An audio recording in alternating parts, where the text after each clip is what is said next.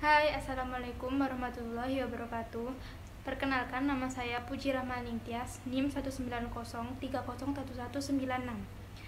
Berdasarkan mata kuliah Manajemen Sumber Daya Manusia, di sini saya dan teman-teman saya akan menjelaskan sedikit materi tentang orientasi pelatihan dan pengembangan.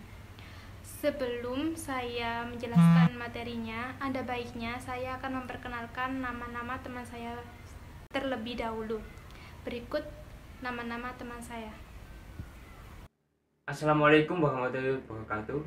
Perkenalkan, nama saya Ade Krisna Prasetyo, NIM 190301167. Assalamualaikum warahmatullahi wabarakatuh. Perkenalkan, nama saya Tri Tarisa Dewi, NIM 190301168.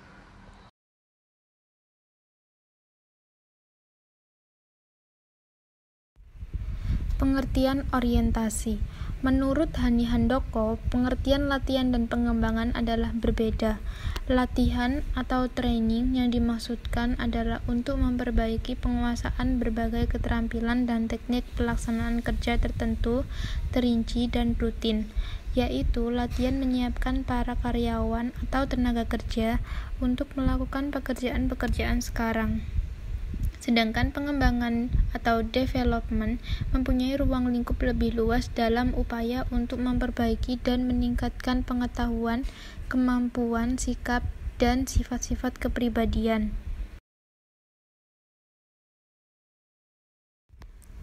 Yang kedua adalah hakikat orientasi. Definisi dari orientasi sendiri adalah pengenalan atau adaptasi terhadap suatu situasi atau lingkungan.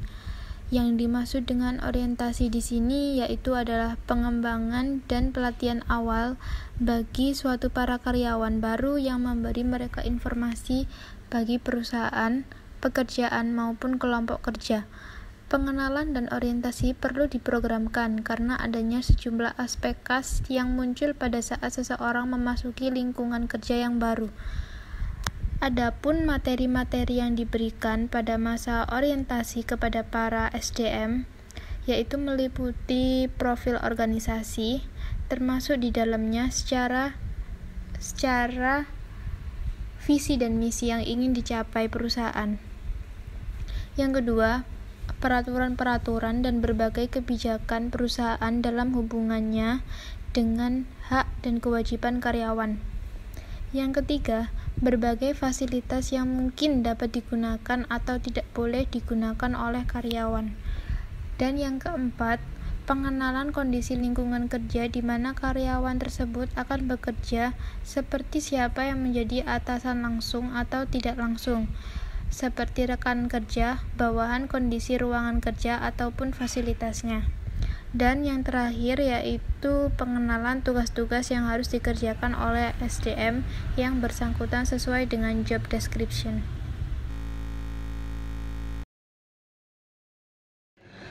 Jenis-jenis orientasi pengembangan terbagi menjadi dua, pelatihan keahlian dan pelatihan tim. Pelatihan keahlian 1. Pelatihan ulang 2.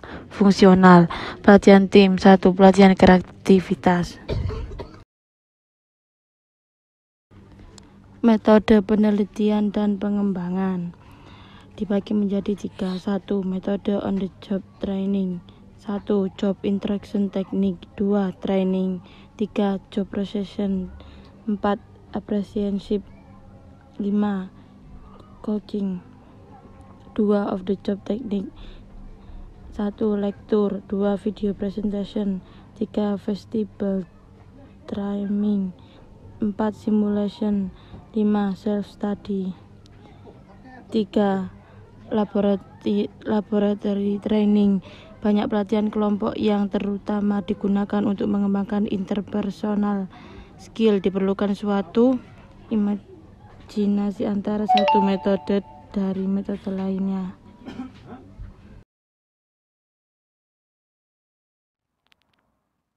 Manfaat dan kelemahan pelatihan dan pengembangan sumber daya manusia. Manfaat pelatihan mempunyai andil besar dalam menentukan efektivitas dan efisiensi organisasi. Beberapa manfaat nyata yang ditanggung dari program pelatihan dan pengembangan adalah 1. meningkatkan kuantitas dan kualitas produktivitas. 2. Mengurangi waktu belajar yang diperlukan karyawan untuk mencapai standar kinerja yang dapat diterima. 3. Membentuk sikap loyalitas dan kerjasama yang lebih menguntungkan. 4. Memenuhi kebutuhan perencanaan sumber daya manusia. 5. Mengurangi frekuensi dan biaya kecelakaan kerja. 6.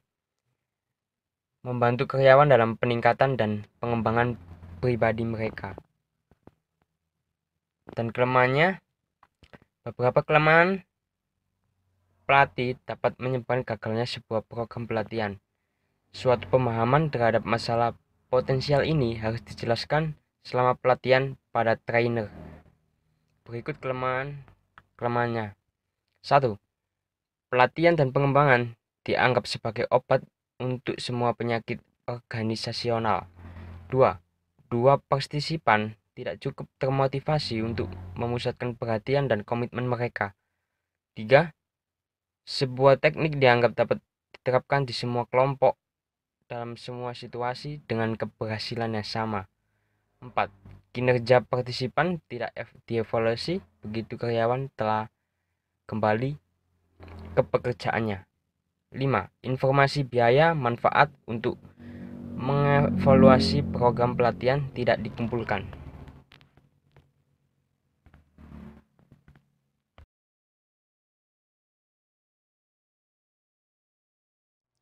Sekian presentasi dari kelompok kami. Wassalamualaikum warahmatullahi wabarakatuh.